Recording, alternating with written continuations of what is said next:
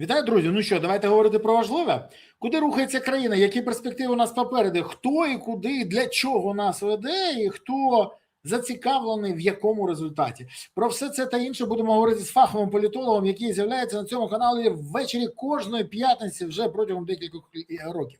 Людина, яка добре розбирається на внутрішніх і зовнішніх питаннях.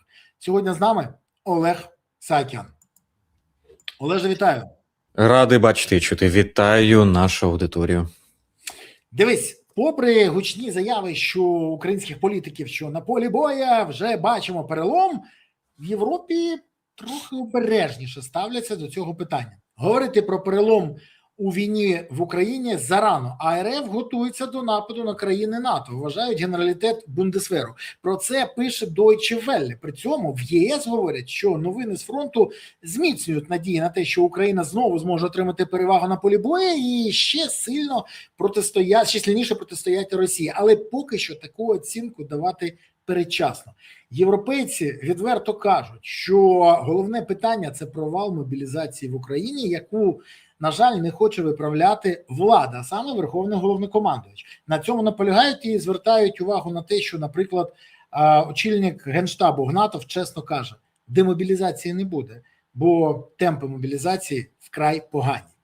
Одночасно до масової мобілізації готуються на Росії, готуються її запровадити зразу після виборів, які будуть восени в вересні місяці. В цей час в Києві Зеленський і Порошенко кажуть майже одну і ту ж саму річ, що відкривається вікно можливості і війна може вже влітку закінчитися. Наскільки виправдані всі ці сподівання всіх акторів цього глобального пазлу і що реально у нас попереду? Ну, перш за все, те, що говорять політики, особливо коли сходяться і Порошенко, і Зеленський, це лише привід напрягтися. Бо це направлено на те, що хочуть почути в суспільстві. А люди, звісно, хочуть почути, що мир настане скоро. І я би нагадав лише одне, що до сих пір не просох присмак кави в Ялті. І я би дуже застеріг би зараз будь-кого від подібних заяв, так само, як і, пам'ятаєш, перед зимою, осінню. В грудні були декілька дуже, скажімо так, публічних політиків, медійних, які заявляли, що от буквально місяць і вже буде угода, знаємо точно, до Нового року буде мир. І в черговий раз зараз, тепер вже влітку, давайте все-таки до цього відноситися з великою толікою скепсису. Краще готуватися до поганих сценаріїв, і нехай будь-який хороший сценарій нас приємно здивує. Ми точно не будемо з вами жаліти чи не засмутимося, якщо війна закінчиться влітку. Тільки всі зрадіємо дружньо. Але готуватися треба до інших сценаріїв. Влітку буде куватися і вже кується покращення української позиції, як в розрізі російсько-української війни воєнному, так і в протистоянні державних машин безпосередньо, так і в дипломатичному полі. Бо ми зараз маємо серйозний розрив між балансом на дипломатичній ниві і реальним станом речей, балансом сил в реальності російсько-української війни, в контексті цієї війни. І цей розрив десь в рік-півтора. Тобто ситуація, яку ми маємо в дипломатії, вона є породженням і відображає ситуацію на кінець 24-го, початок 25-го року. І це не просто так трапилося, через те, що просто всім було не до того, а через те, що Трамп будував свою політику по відношенню до Росії і України, позицію переговірну американської команди на буквально зліпку застиглому в часі свого уявлення про російсько-українську війну родом з 24-го року. І тому до сих пір ми мали цей розрив і цей геп. І зараз, коли Трамп дистанціювався дещо, створився простір для того, щоб провести ревізію. І дистанційовувався Трамп, зокрема під впливом того, що вичерпав себе цей підхід, продемонструвавши неодноразово свою нежиттєздатність, а новий з боку американської адміністрації, в силу електорального процесу, ситуації по Близькому Сходу, динаміки там, вони не можуть запропонувати. І тому Європа зараз нарощує більш свою суб'єктність, тому Україна має змогу діяти з більш розв'язаними руками, звідсиля укази, звідсиля активні операції по півдню, по взяттю під контроль суходольного коридору, звідси більша активність на морі, багато чого іншого, де й зрештою там в Таганрогі щось палає. Також поки ніхто нічого не підтверджує і не спростовує стосовно того, як здійснюються подібні операції вглиб Росії, яких раніше не було. Тож це не тільки про далекобійні удари, це вже і про дещо інакші характери операцій, які Україна здатна проводити. Але все це демонструє, що баланс сил значно змінився, і відповідно тепер і дипломатичний трек має на нього відреагувати. Європа взяти більше лідерства, свій порядок денний розгорнути, там трійка послів ідуть в Росії в їх МІД і передають ці пункти. Сьогодні і вчора буквально, не знаю, в десятках ефірів вимушений наводити фокус на тому, що ці 5 пунктів – це не про порядок денний для переговорів, пропозиції до переговорів. Це не про пункти задобрення Росії. Чи це не це про... узгоджена позиція. Це теж база, так називаємо, з якою можна говорити. Абсолютно. І але це лежить на поверхні. поверхні. На жаль, вибачте, переб'ю, але, на жаль, у нас величезна кількість людей чомусь вважає, що це вже рамка умов. Ні, це те, від чого ми будемо відштовхуватись. Абсолютно. Це, перефразовуючи, умови і навіть певною мірою вимоги до Росії. Старт по лінії зіткнення. Крапка. Ніяких вимог віддати території бути не може. Не перегляд кордонів силою. Про що це? Про те, що як би переговірний процес не йшов би, там не буде предметом визнання території російськими. Ні Криму, ні будь-чого іншого. І ніяк інакше. Введення сил, стабілізації, там контингенту, всього іншого, як завгодно можна назвати, там в пункті є гарантії безпеки для України. Це означає, що це не буде обговорити з Росією. Росія, сідаючи за стіл переговорів, приймає це як стартову базову умову, що Росія не має права вето і права голосу в тому, які механізми забезпечення української безпеки будуть залучатися партнерами. Ну і там далі по пунктах. Тобто це умови, які вперше за час російсько-української війни Європа сформулювала і виклала на стіл. Правда, не тримаємо поки що кишеню широко, бо треба ще, щоб Європа узгодила між собою позиції ширше, ніж ці 5 пунктів. Треба, щоб створили спецпредставника, треба, щоб створили багаторівневу інституційну інфраструктуру того, як включити різних, там Польща хоче, Італія хоче, Іспанію, тоді всіх потрібно, і треба дати окремим країнам лідерство, створити багаторівневу гронами систему узгодження позицій, коли не треба з усіма 30 плюс узгоджувати, бо це не тільки Європейський Союз, це ширше, ніж Європейський Союз, це і Україна, і Британія, і інші країни, навіть до цього будуть долучатися і країни G7, але, частина країн G7. І, відповідно, неможливо знайти швидко рішення на 30 плюс країн. Треба створити різнорівневу конструкцію, щоб знаходити в малих групах по окремим темам, де тримають лідерство окремі країни. І це, власне, те, що зараз на боці Європи має відбуватися. На боці України це здійснення операцій по вимотуванню і дестабілізації Росії. Те, що Україна зараз робить, це не формування кращих переговірних позицій. Це формування гірших переговірних позицій у Росії, якщо вони сядуть за стіл переговорів, і просто гірших їх позицій, якщо вони не сядуть за стіл переговорів з наближенням російської поразки. Це задача України. Тут, скажімо, непопулярна думка, яку неодноразово висловлював, тепер її вже підтвердив Кіт Келлог, що чудово, що Сполучені Штати дистанціювалися від переговірного процесу. Бо з тією рамкою, яка була у штаті, вони вже були довгий час деструктивними і стримували всіх дружньо. А нову рамку зараз Штати не здатні покласти, тому що Вітков, Кушнер займаються Іраном. Це так делікатно Келлог пояснив, що вони не здатні наразі покласти нічого нового, хоча зрозуміло, що проблема не в тому, що вони Іраном займаються. Але це так делікатно можна сказати. Скажімо, якщо і в чомусь розбираються ці генії міжнародної політики і східноєвропейської безпеки, то це, мабуть, в чебуречному ділі. І, власне, мабуть, це би я і залишив би Віткову як ключовий внесок, коли-небудь поставимо йому десь знайдемо місце, де поставити йому пам'ятник в вигляді чебурека за визначний внесок в становлення миру в усьому світі. Але повертаючись від злої іронії, наразі якраз ми маємо ситуацію, коли може відкритися вікно можливостей для переламу і фіксації нової реальності в дипломатичному полі, яка з нами може залишитись на певний час. І оце от вікно можливостей наразі. Воно і воєнне, бо до мідлстрайків росіянам треба декілька місяців, щоб адаптуватися. Може знайдуть антидот, може не знайдуть антидот. Але в найближчі місяці-два в нас є це вікно. В цьому профільні експерти всі погоджуються. Тут мені складно сказати якусь експертну думку. Я тут спираюся на думку фахівців в сфері озброєння.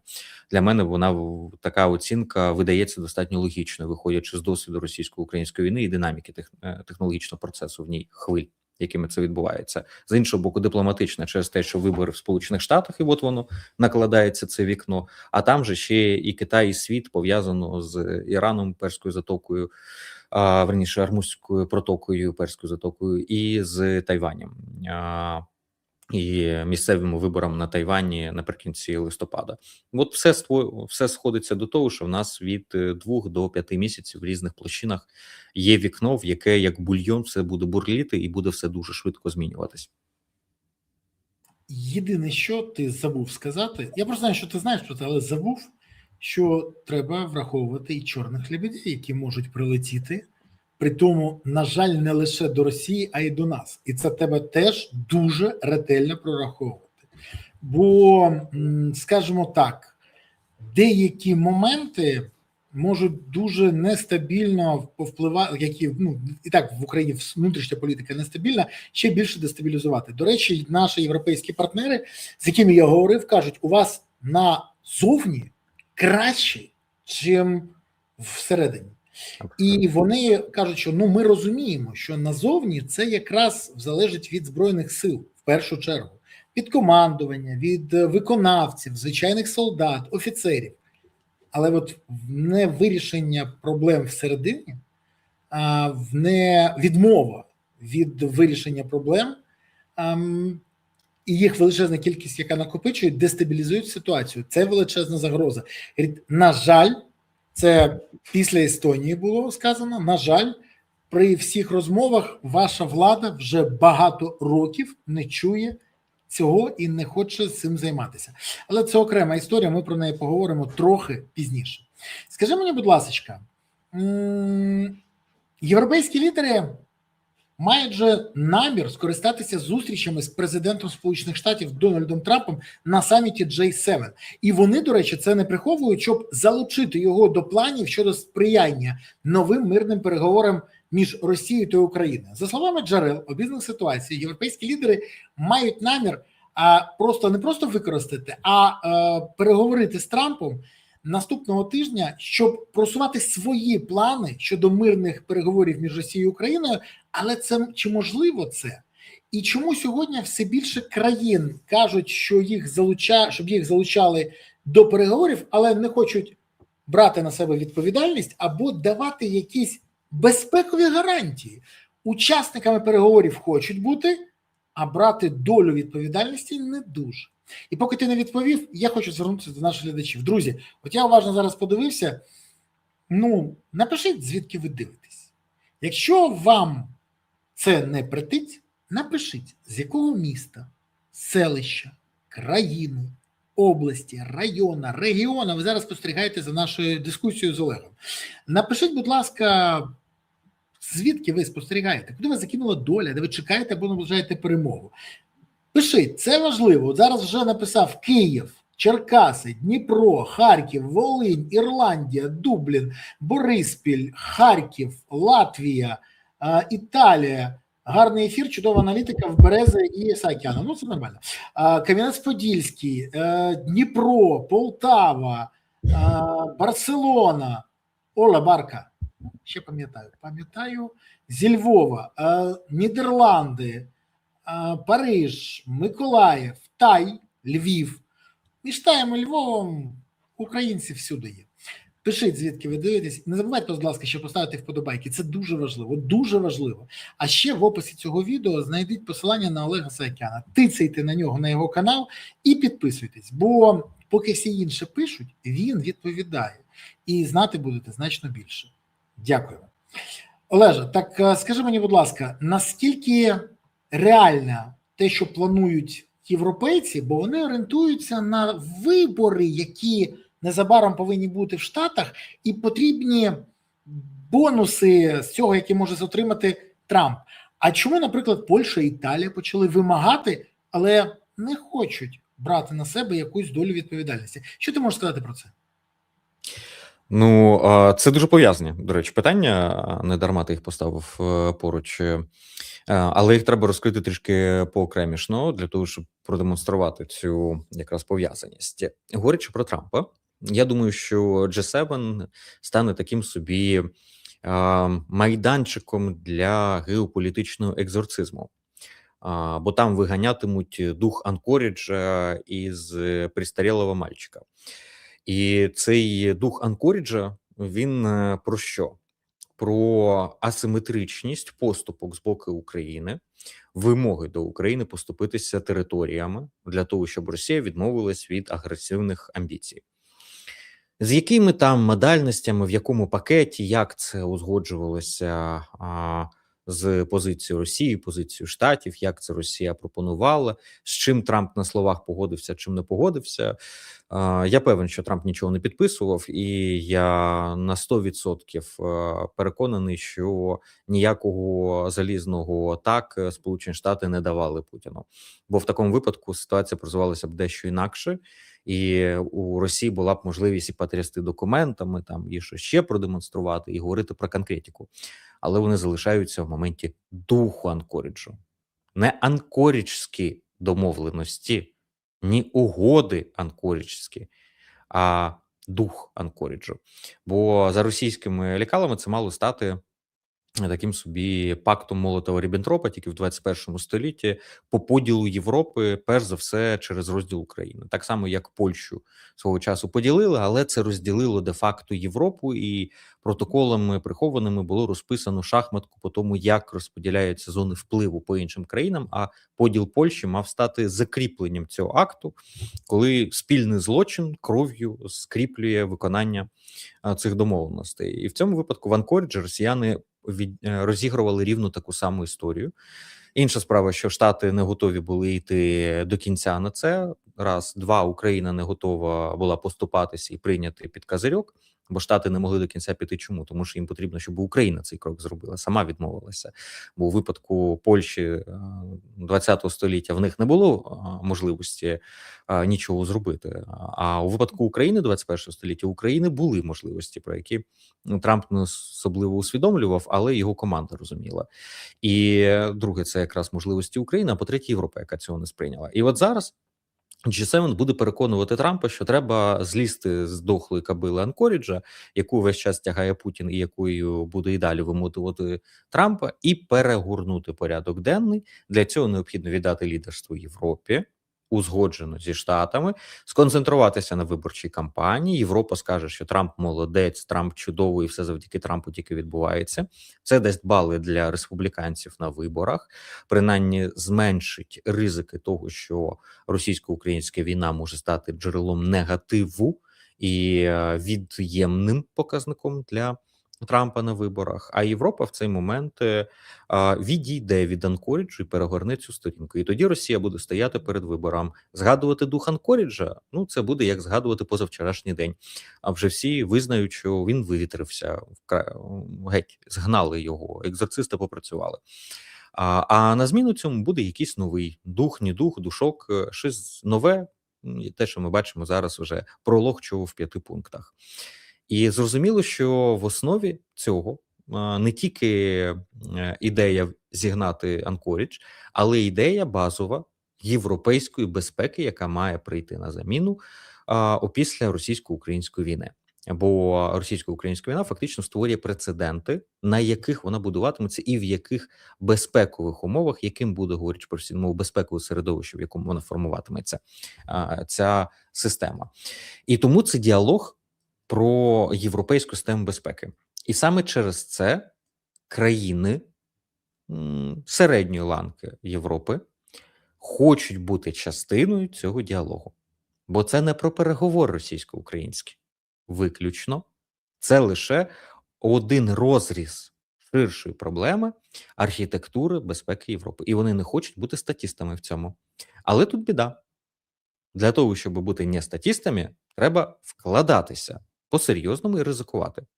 І тому Євротрійка, Німеччина, Франція і Британія дуже легко парірують Польщу і кажуть: ну ви ж не погодились на надання Україні гарантій безпеки ведення військ. Ну тоді що поробиш? Немає військ, нема гарантій, значить немає місця за столом. Італія, а ви погоджуєте? Ні, не погоджуюсь. Тоді немає місця за столом. Оце от Євротрійка і Україна. Це 4 країни, які готові військами у випадку чого ризикувати. Україна, ясно, як сторона, що обороняється, а ці 3 країни, які готові долучитися до України і непересічну роль з собою несуть.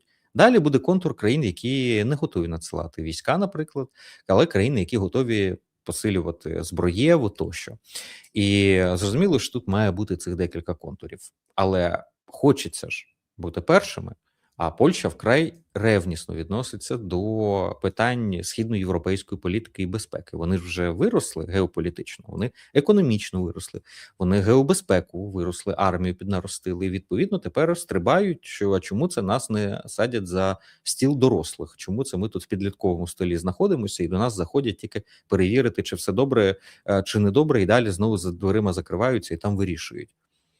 Але ж для цього треба і вести себе як дорослих. Треба не бандери бігати всіх лякати. Треба не вимагати, а компенсуйте нам все те, що ми дали Україні, озброєння гучніше всіх в Європі. І треба частину ризиків безпекових брати на себе, не казати, що жодного польського військового і так далі не буде в Україні.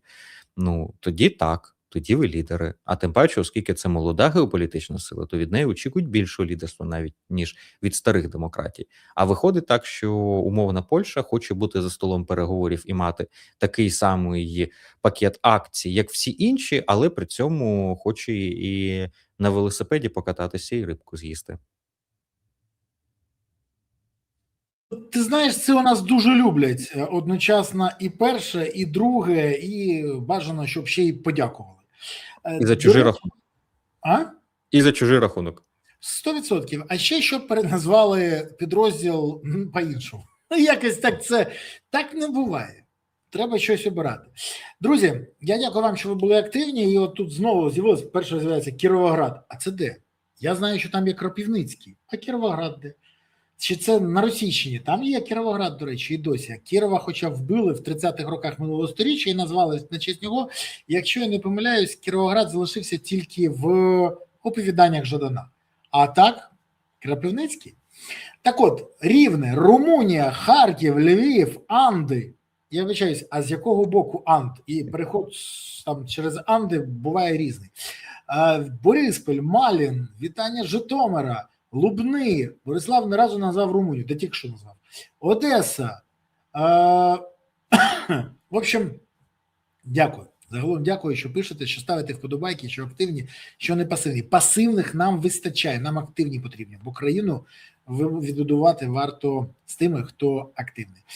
Німеччина, Вінниця, пишіть, це важливо. Олеже, скажіть мені, будь ласка, сьогодні зранку на Росії вибухнула новина. Притому дуже дивна ситуація. Ми ж знаємо, що, наприклад, коли по Цалікову були слідчі дії, то там ЗМІ на це не звернули увагу. Тиша повна. Взагалі. Більше того, тільки окремі телеграм-канали ставили новину про те, що першого заступника Шойгу, в нього конфіскували на 70, більше ніж на 70 мільйонів доларів активів. А тут майже всі ЗМІ і телеграм-канали пишуть: Росії потрібен публічний план завершення СВО, тому що країна перебуває на межі соціального вибуху. Про це заявив в Держдурі депутат В'ячеслав Мархеєв від Бурятії. Це вже друга подібна заява аж з Держдури Російської Федерації. Заявив це депутат-комуніст, а Компартія Російської Федерації, ну давай відверто, повністю, як і ручниця Цуценя Зюганов, під контролем Кремля. То що ми спостерігаємо? Ти можеш пояснити цю заяву і те, що її висвітлили всі російські ЗМІ?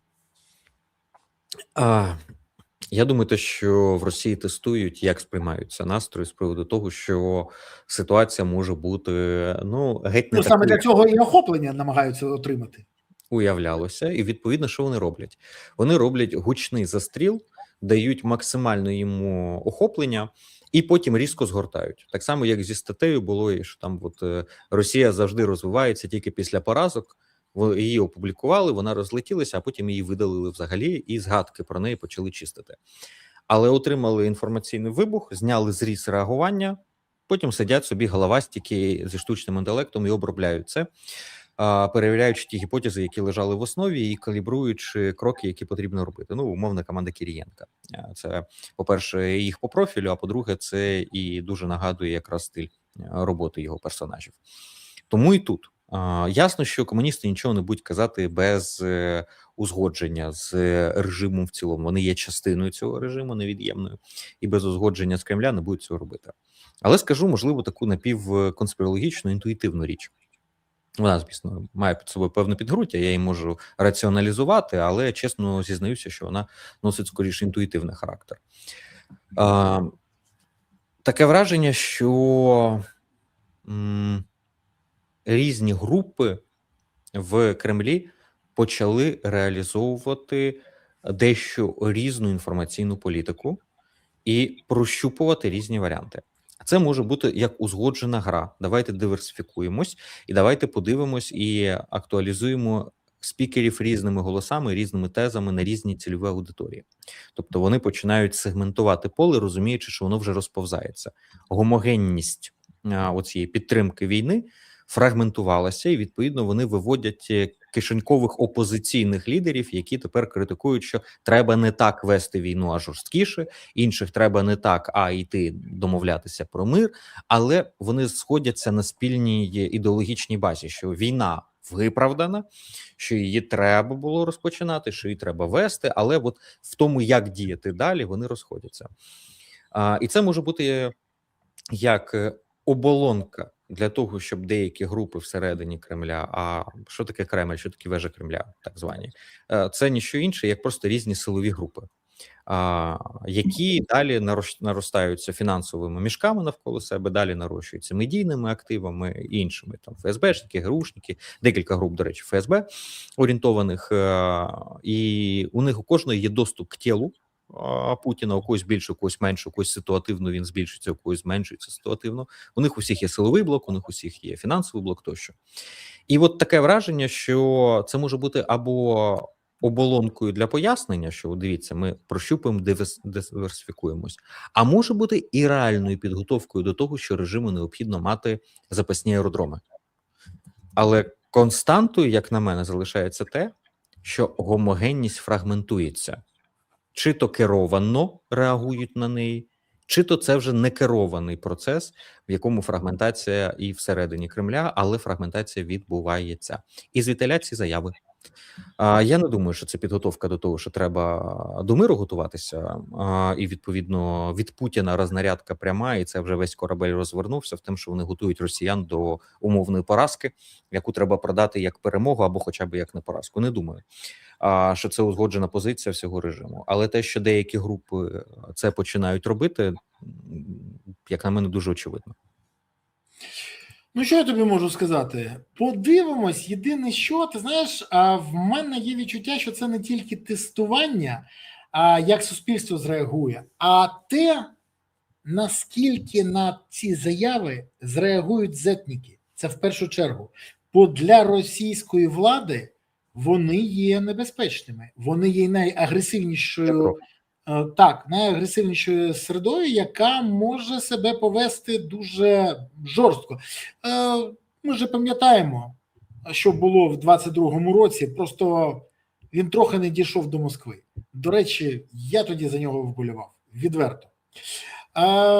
При всьому цьому... А як же ж міг, вибач, в історію війти? Уявляєш? І йому списали... Перший був би солдатський імператор з часів стародавнього Риму. Да, ну це ж просто красота. От їй Богу, він зупинився через те, що виявився занадто патріотичним. А був би він виявився реально значно патріотичнішим, ніж Путін і вся клака, і через це він зупинився. От в цьому парадокс. А І підписав реально, собі вирок. да, був би, ну, пожертвував собою, але вирішив рятувати отаку от Росію, аля окей, я готовий спалити себе, щоб звернути увагу на те, яка жесть твориться забезпеченням військ, що його дє снаряди і все інше. І зрештою він самоспалився і виграв російському режиму багато часу, тому що, по-перше, він був агрегатором негативу, а по-друге, він реально звернув увагу на катастрофічну ситуацію, і тоді взялися за голову, і багато чого в російській армії почали з цього моменту змінювати, бо боялися, що можуть бути бунти. І не тільки через пригнічення певних лідерів посадки і знищення, але і через реально покращення матеріально-технічного забезпечення, реформування певних структур всередині армії, ну наскільки могли. Ну от, якщо воно дендрофікально з самого початку зліплено, то як ти туди інші елементи не неси цеглиною, цемент, бетон, все одно несуща конструкція залишиться та сама. Але це виграло певний час. І цікаво просто наскільки, і припускаю, чому я зараз зачепився за тему Пригожина, да, що вони тоді загнали під килим і через нього спустили пару проблем і загнали її в катакомби. І як відбувається в таких ситуаціях зазвичай? Тоді проблема взривається не десь, де очевидно, а десь, де потім це зовсім не очевидно. Підозрюю, що це буде одна з силових груп всередині Кремля. І те, що було каналізовано Пригожиним, очевидно, прямо там, де був цей, перепрошую, прищ, то зараз воно вискочить десь абсолютно в іншому місці і в саме для них непідходящий момент. Бо кипіння продовжилося, і зараз воно нарощується рівно по тим самим лікалам, як тоді. Просто лідера нема. От тоді був яскравий лідер, навколо нього все одразу. А зараз воно знайде де, і знайде через кого, просто значно менш харизматичною, що і поки що не проявленого настільки. Ну що ж, давай поговоримо про діла, про справи наші внутрішні. Вийшло розслідування про пишне життя голови Нацбанку Андрія Пишного. До питання, хто такий Вова, для якого будують дім в династії, доєдналося питання, а звідки у 22-річної доньки голови Нацбанку Андрія Пишного взялися гроші на купівлю землі і будівництво будинку на 900 квадратів. Ну, може, Вероніка Феншуй офіс своїми порадами допомогла, але це дуже цікава історія. Поясню, про що йде мова, щоб нашим глядачам теж було зрозуміло. А розслідувачі з'ясували, що у Пишного є розкішний будинок, маєток площею майже 900 квадратних метрів. У своїй декларації він його скромно називає садовим дачним будиночком. Ну, це прям міні-мі. Причому на папері він йому і навіть не належить. Зовсім. Це офіційно майно його доньки Світлани з березня 2020 року. На той момент доньці банкіра було 22 роки. Скільки коштує цей дачний будиночок Андрія Пишного, він не вказує. Але для порівняння вдвічі менший будинок поряд на 400 квадратних метрів продається більше, ніж за 2 мільйони доларів. Звідки у дівчинки в 22 роки от такі гроші, теж невідомо. І, наприклад, Хапуга.ua розслідувачі, вони взагалі, от я процитую, ну так звісно, 20-річна дівчина будує палац на 900 квадратів за мільйони доларів для свого татка-банкіра. Це папуля в неї на отриманні, а не схема з реалізації доходів. А що, цілком нормально розповсюджена схема чи ні? І головне, чому походження мільйонів на пишне будівництво ніколи і нікого не бентежить досі? Задаються питанням автора розслідування. А, до речі, дійсно, а чому НАБУ, НАЗК і САП досі не поцікавилися цією історією? І чи це зірки так стали, чи це класична схема по відмиванню грошей, яку часто використовують в Україні?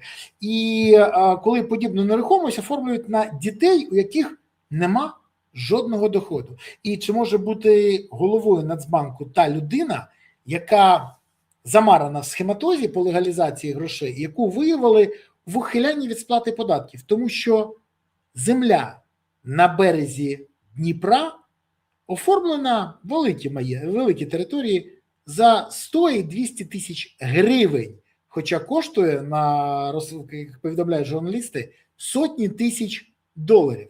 Тож податки платилися не з реальної ціни, а з тої, яка офіційно оголошена. Як до цього можуть ставитись наші партнери? Тобі не здається, що це вибухова інформація? Вибухова, раз, два. Я все-таки не відношусь до там антикорупційних А активістів. це не антикорупційна, це історія. Вибач, я просто поясню.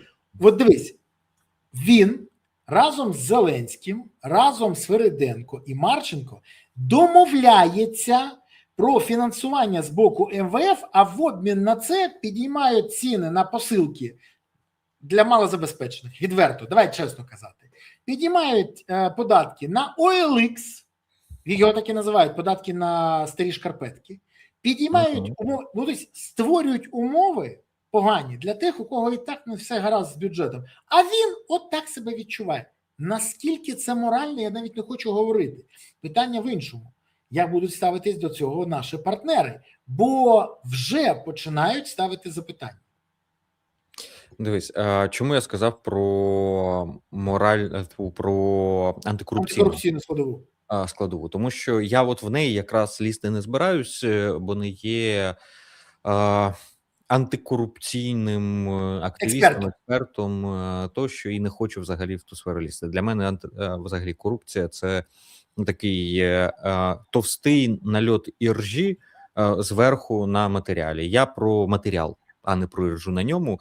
Є купа всіх, хто хоче в цьому поковирятися. Для мене тут цікаво дещо інше. Перше, що це абсолютно аморальна історія. Тут зрозуміло, ставимо галочку. Друге, що це реально шкодить національним інтересам в розрізі роботи з партнерами, тому що такий репутаційний удар по пану Пишному – це репутаційний удар по інституції, а в цій інституції є ще і серйозні проблеми з запобіжниками від подібного, оскільки наглядова рада, яка мала би бути, вона недокомплектована, а тісковано укомплектована, з 5 людей 2 людини всього, і ці 2 людини пов'язані з паном Пишним безпосередньо. І відповідно, а ще додати до цього Сенсбанк державний, в який сформували наглядову раду сам Цукерман і Веселий, той, якого затримали на днях СБУ, а Пишний про це нічого не знав. А ще додати до цього кейс з картинами, незабаром буде в мене розслідування про це, і Пишного, а ще додати до цього свідчення деяких банкірів, з якими зараз я спілкуюся, і, скоріш за все, це будуть вибухові ефіри, незабаром це побачу. І ми маємо проблему, Олеже, реальну проблему довіри до Нацбанку. А додай ще сюди публічний конфлікт зі Смілянським і Укрпоштою, який б'є по держустанові взагалі.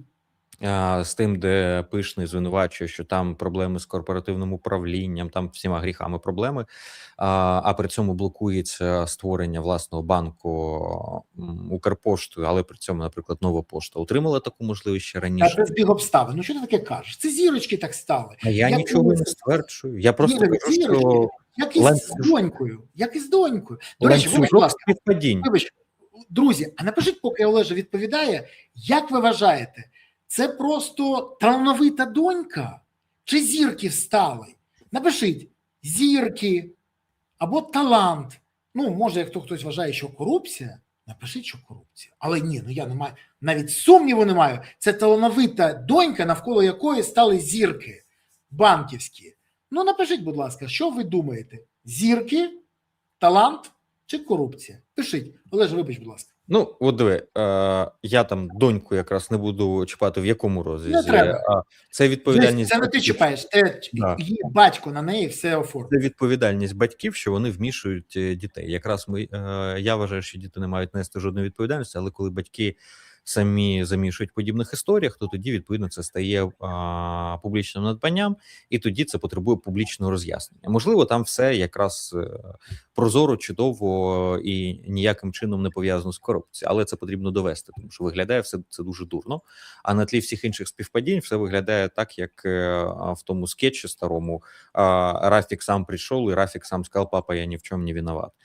Ну, і в цьому випадку точно необхідно розбиратися. І якось забагато різних хмарин скупчуються навколо пана Пишного, які дають велику тінь на нього. І тут з'являється третій аспект. Або ми маємо справу реально з таким нагромодженням корупційних, потенційно корупційних і корупційно-звинувачувальних сфер, скажімо, чи активностей навколо нього, або ми маємо справу з цим плюс зараз потребою збити пана Пишного відповідно інформаційною кампанією, або ми маємо справу з тим, що створилася вразливість навколо пана Пишного, і тут воно пішло все як з гейзера, почало бити, тому що отримало тріщинку, і відповідно зараз момент, в якому всі одразу згадали і вирішили, що якраз той момент, коли можна заговорити і можна видати на гора дані,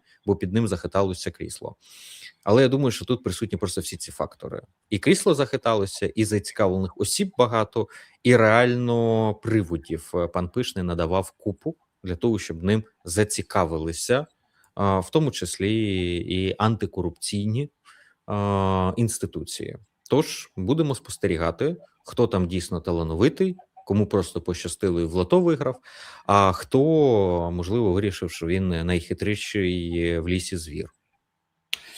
Дивись, от моя думка, вона дуже талановита, зірки стали, але до Пишного повинні ставити запитання НАЗК, НАБУ і САП. І я вважаю, що це буде ідеальна історія. Більше того, я вважаю, що коли з'являються такі розслідування, то ти правий на 100%.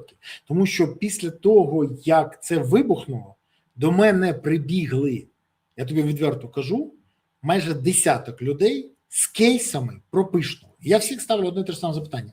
А чому ви раніше мовчали? Чому ви раніше не приносили ці кейси?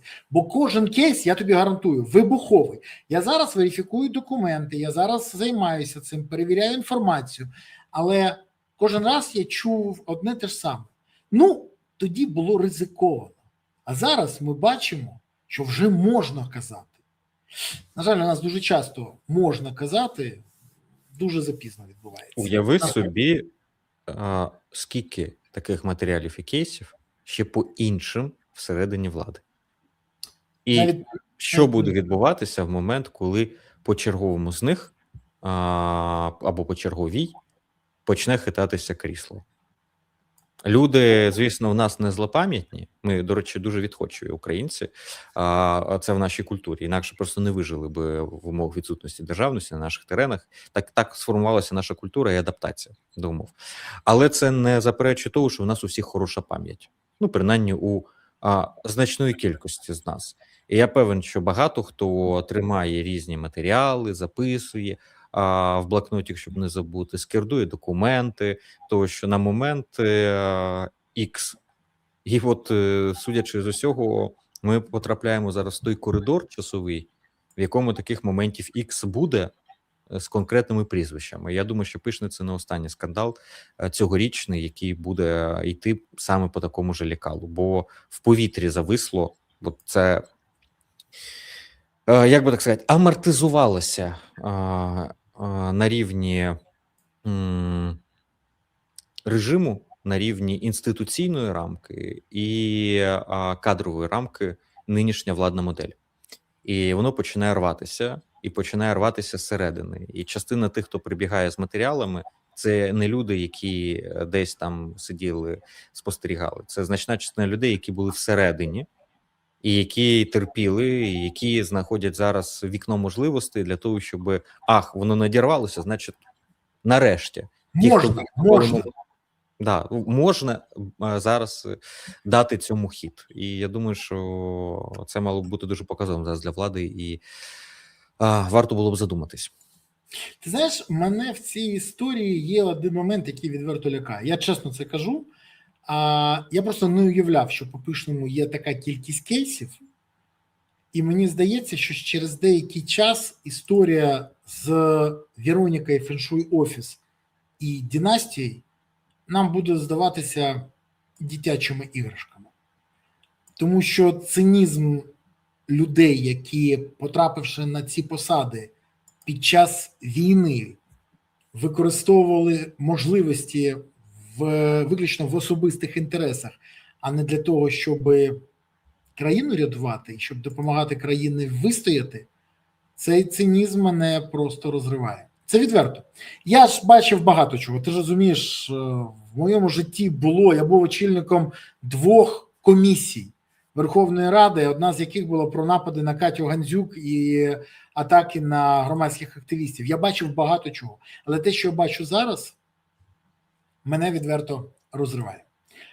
До речі, ми говорили з тобою про мобілізацію. Сьогодні з'явилися 2 заяви президента. Я хочу кожного окремо обговорити з тобою. Перша заява. Доручив відкрити значно більше можливостей залучати іноземних добровольців в українську армію. І щодо цього буде більше механізмів рекрутингу. Президент України, Верховний Головнокомандувач України Володимир Зеленський. Ні, доручити – це добре. Я пам'ятаю, як Володимир Зеленський заявив, що він доручає створити 3000 ракет до кінця 2025 року. Олеже, ти пам'ятаєш добре. Потім я пам'ятаю, як він до цього доручив створити українську вакцину. Це теж було доручено проти ковіда. Ще я пам'ятаю, як він доручив, слушай, він стільки всього доручає, а гроші де він планує взяти на це? Ну, доручалка вже виросла. І головне питання, а скільки він планує платити іноземцям та чи будуть в них терміни служби? Чи як у наших? Бо за ті гроші, що воюють наші, по тих умовах, що воюють наші, іноземці не підуть. І це відверто. Бутусов каже, Юрій Бутусов, до якого я з величезною повагою ставлюсь, що є черга з іноземців, декілька тисяч, які готові мобілізуватися, але умови в першу чергу. І нашим легше займатися тими, хто не може щось сказати, у кого немає термінів служби, хто може платити значно менше, але питання в іншому.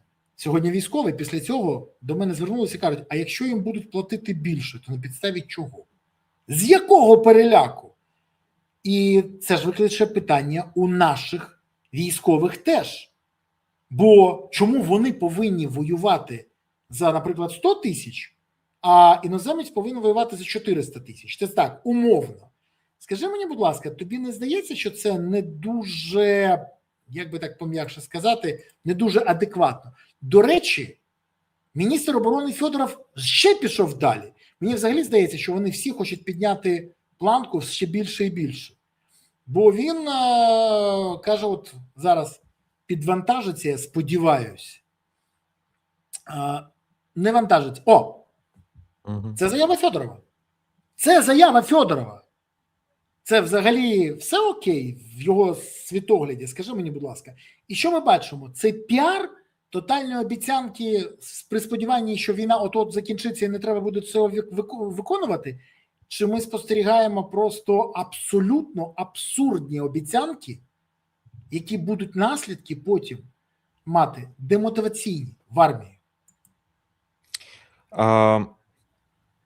Як на мене, тут нашарування декількох факторів. Перший момент є установка від Зеленського на те, що потрібно зробити серйозні зміни в політиці мобілізації, в частині саме мобілізації особового складу. Бо політика мобілізації, направду, це далеко не тільки про особовий склад і далеко не тільки безпосередньо про армію. Але під мобілізацію в такому вульгарно спрощеному варіанті мається на увазі саме особовий склад. І це завдання нарізане Федорову. Декілька варіантів клалися на стіл, вони заверталися, і от черговий наразі вже, який отримав добро від Зеленського, який йде в реалізацію.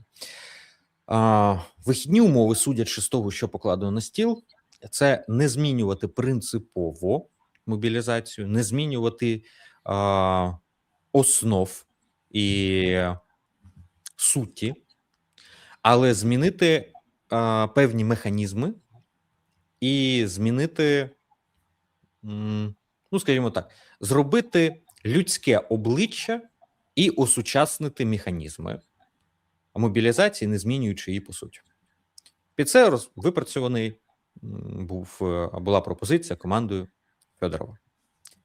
І тут є перший момент. Замовником виступає не парламент, не суспільство суб'єктом оцінки, а безпосередньо Зеленський. Це перша точка напруження, яка породжує певне викривлення призми. Другий момент. А реалізовувати це все і безпосередньо впливає це на армію, тобто на сили оборони. Ну окей, СБУ, там ДССТ, прикордонників, тощо це все прибираємо, тому що основа тут все-таки навіть не Нацгвардія, основа це Збройні Сили України. Там під 90% туди це направлено. На 80% плюс точно. А звідтиля включеність яка? А включеність була, ну, така собі. А плюс, їх мається на увазі, чи готові були включати? Ні, бо айтішний підхід передбачає, що ми тут зараз придумаємо, як вам ділить добро. І команда Федорова працювала автономно достатньо. Ну, з військовим взагалі складно. Навіть якщо б хотіли би їх добре включити, звідтиля з самого початку був серйозний скепсис. Бо що тут думати, пригати треба. Що тут змінювати? Просто треба, щоб всі пішли в ТЦК строєм і все запрацює. В нас завжди все хорошо. Згідно, відповідно, по паперам. Українська паперова армія. Не треба тут нічого, треба просто, щоб всі йшли. І тому деструкція, скажімо, була на обох кінцях телефону. Це просто два різних світи. Військові і айтішники.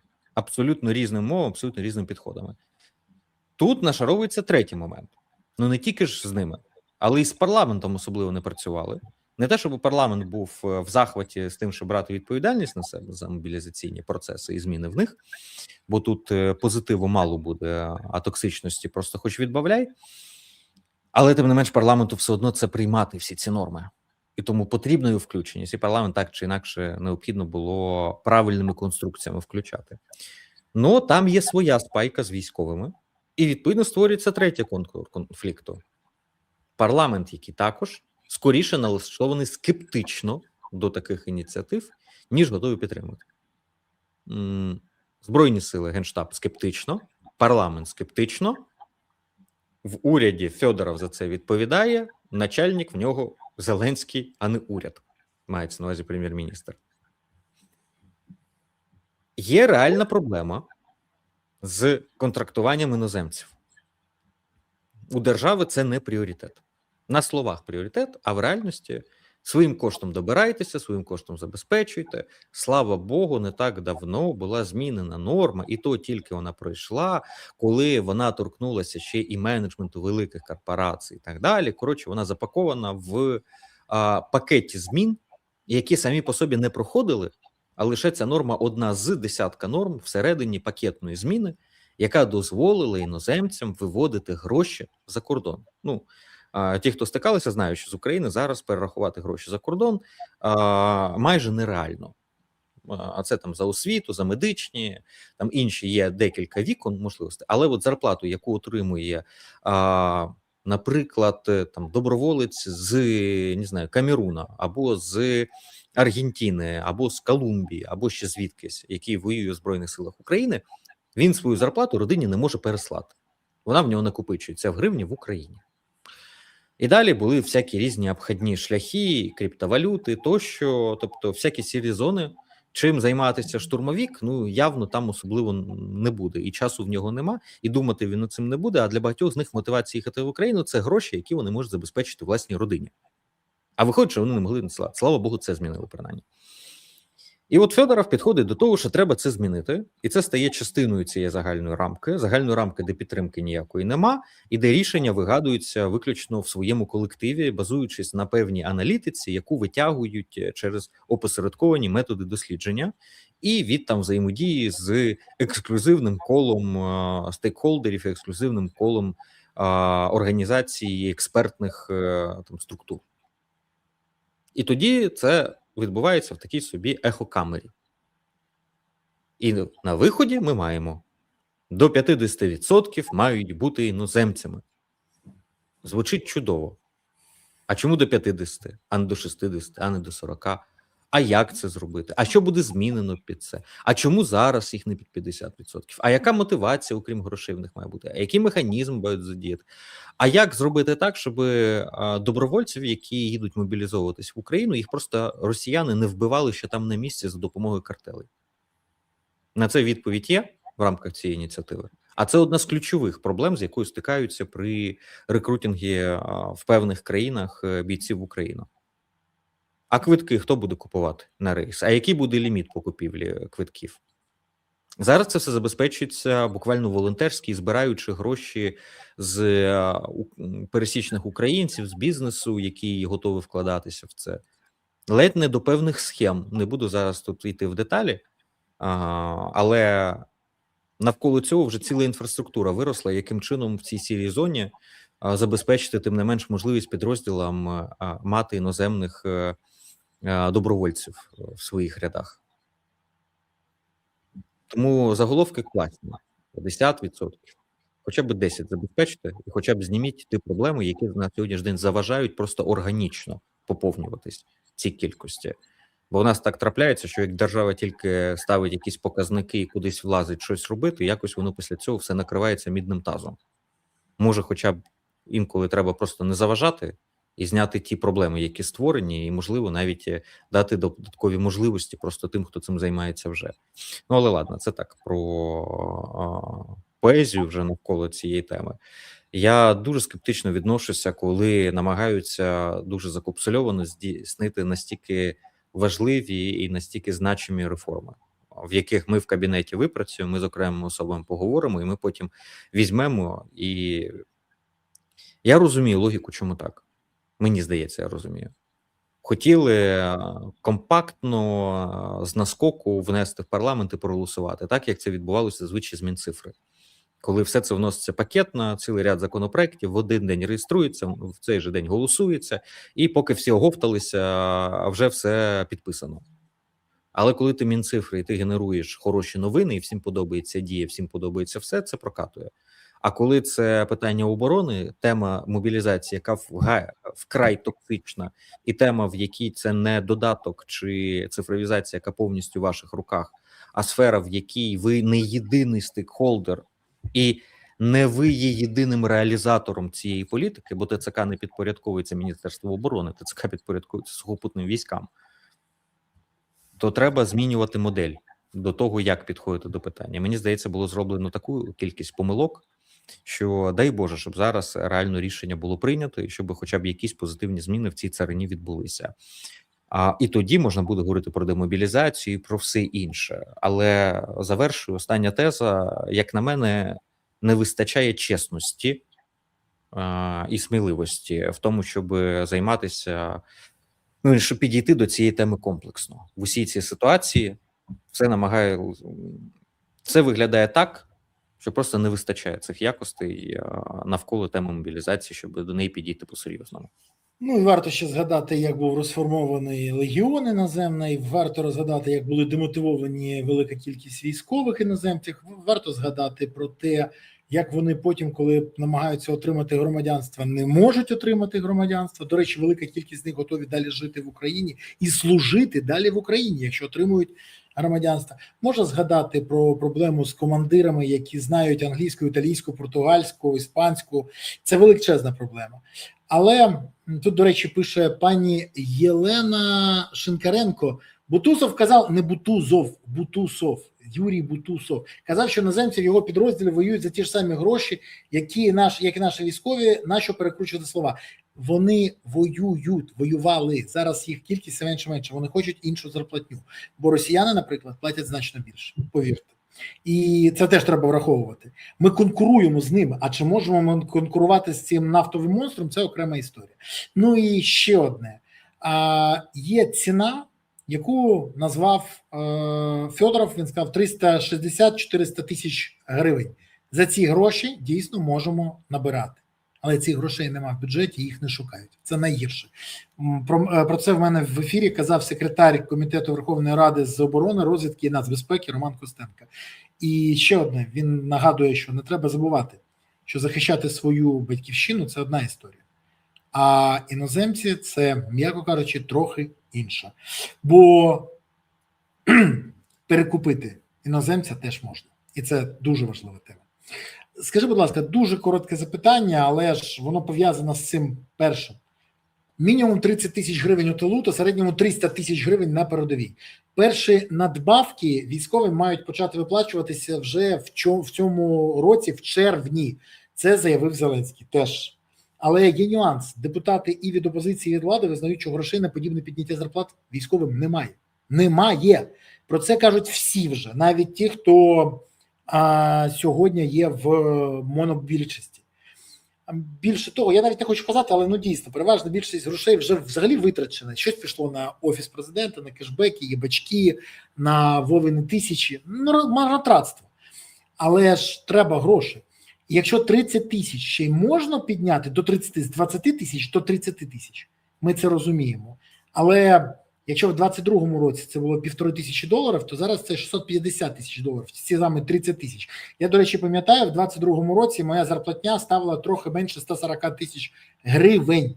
Це був квітень місяць, там було сотка за бойові і інше за 20 плюс 20. Була. Так, ти ж пам'ятаєш цю історію. А потім нам списали, зрізали гроші, 30-ку зрізали, це я пам'ятаю дуже добре.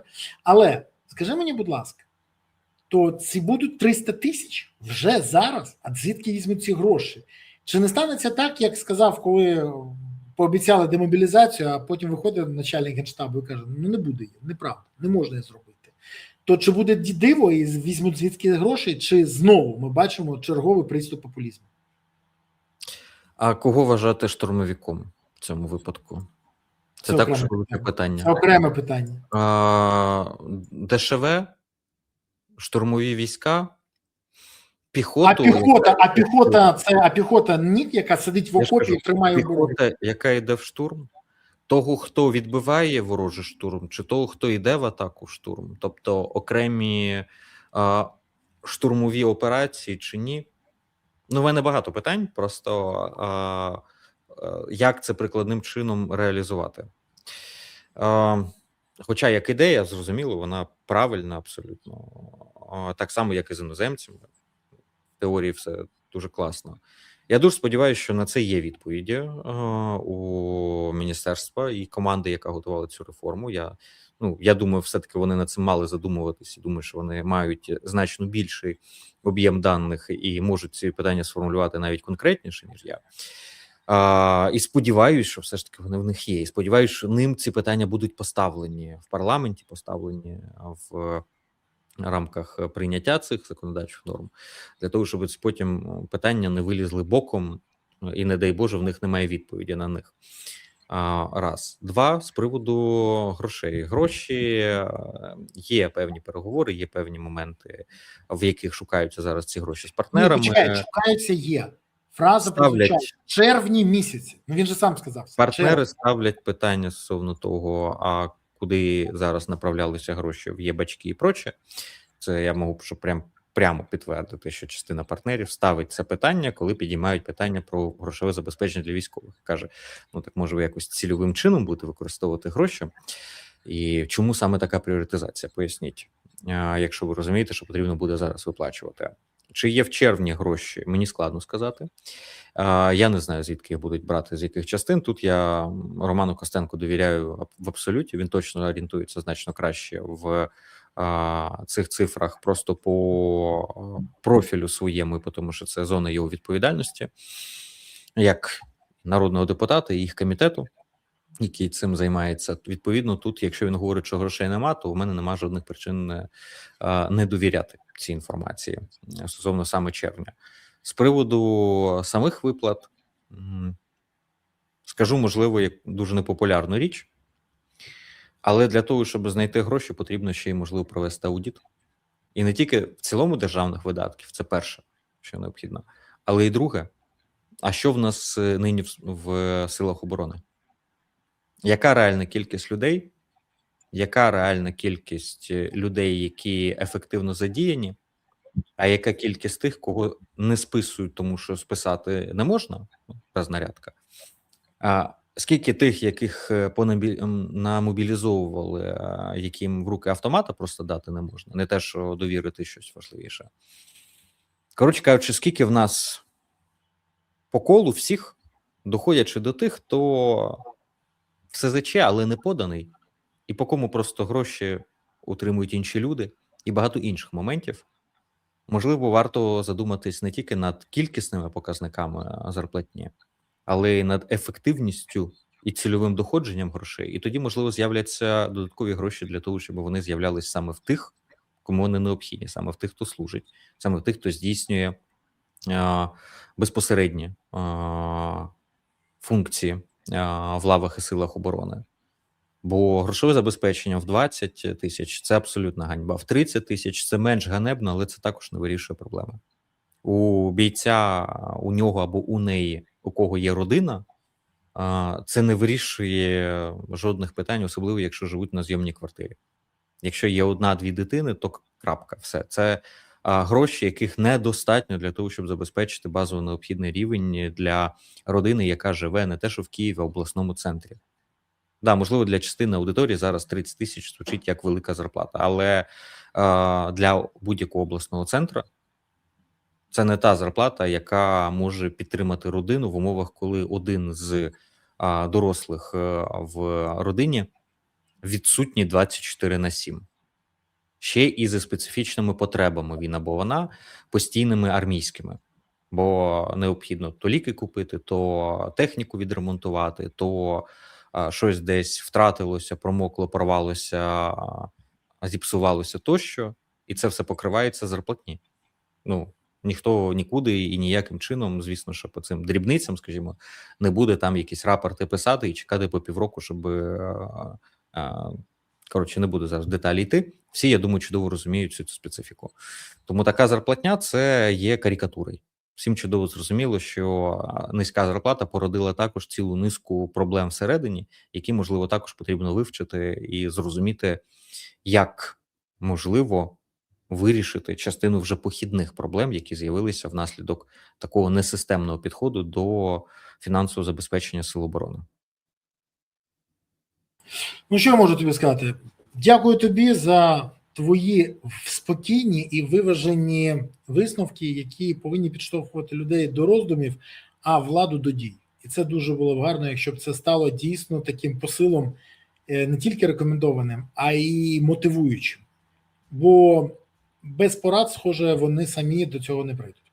Хочу подякувати тобі взагалі за те, що ти сьогодні був в ефірі, за твої відповіді. І, як завжди, до зустрічі за тиждень. Па-па. Навзаєм. Все добре.